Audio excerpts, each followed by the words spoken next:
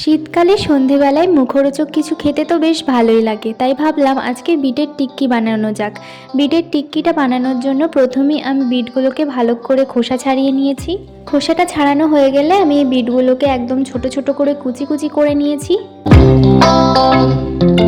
এখানে বিটটাকে কুড়ে নিলেও হতো, মানে যে কুড়নি থাকে ওই কুড়নি দিয়ে কুড়ে নিলেও হতো, কিন্তু আমি বিটের রসটা যেহেতু অন্য একটা কাজে ব্যবহার করব, সেই জন্য বিটটাকে আমি গ্রাইন্ড করে নিয়েছি।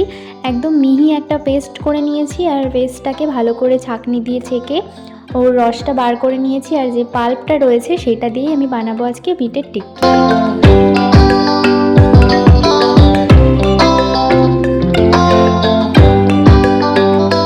এখন পড়ে রয়েছে বিটের এই রসকসহীন একদম সূক্ষ্ম কঙ্কালটা। বিটটা এখানে রেখে দিয়েছি, আর আমি সাথে নিয়েছি দুটো আলুই আমি ভালো করে খোসা ছাড়িয়ে নিয়েছি। খোসা ছাড়িয়ে নিয়ে কুড়নি দিয়ে কুড়ে নিয়েছি।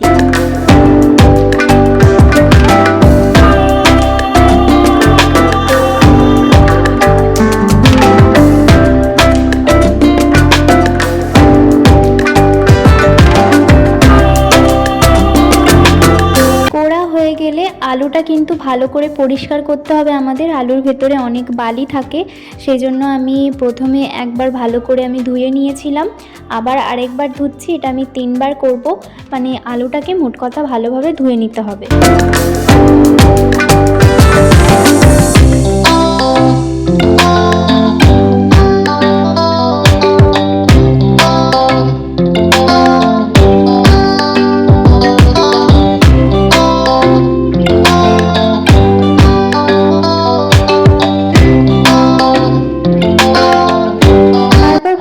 আলুটাকে ধুয়ে নিয়ে ছেঁকে নিতে হবে, মানে আমি এইভাবে হাতের সাহায্যেই একটু টিপে নিয়েছি যাতে জলটা বেরিয়ে যায়।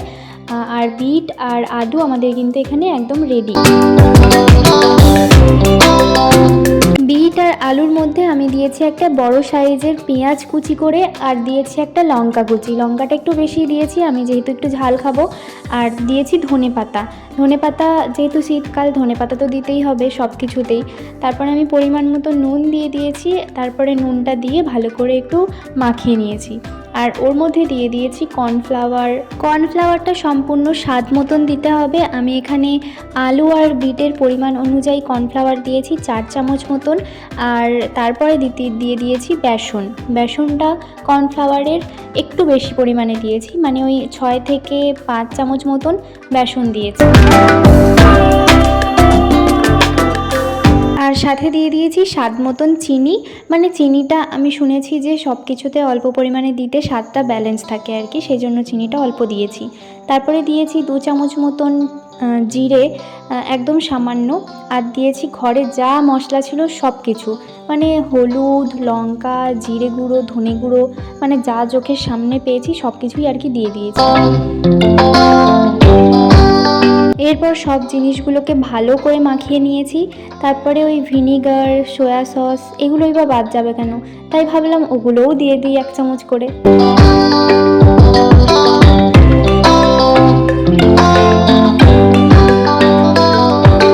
তারপরে আবার কি মনে হলো, red chilli sauce, green chilli sauce এগুলোই বা বাদ যাবে কেন, শুধু টমেটো সসই বাদ দিয়েছি।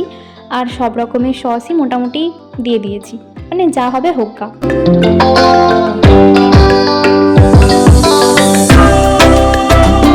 দেন ভালো করে আমি এটাকে মাখিয়ে নিয়েছি, আর একটু টিক্কির মতন একটা শেপ দিয়ে দিয়েছি, মানে মোট কথা বাংলা ভাষায় চপের মতন একটা শেপ দিয়ে দিয়েছি।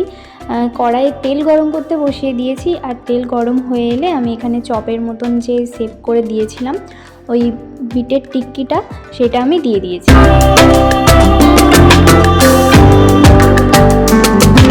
তারপরে বাকিটা আর আমি সামলাতে পারিনি, মাকেই অগত্যা হাত লাগাতে হয়েছে, কিছু করার নেই। এটুকুনি আমার দৌড় ছিল। তো যাই হোক, এটুখানিই ছিল, আর খেতে কিন্তু দারুণ হয়েছিল। তোমরাও কিন্তু বাড়িতে একবার ট্রাই করতে পারো। আমার মতন অত মশলা না দিলেও চলবে, বাট তোমরা আশা করি ভালো জানবে। তো চলো আজকের জন্য এটুকুই, আমরা এনজয় করি খাবারটা, আর তোমরা দেখো বাড়িতে বানিয়ে খাও। চলো টাটা, আজকের জন্য বাই বাই।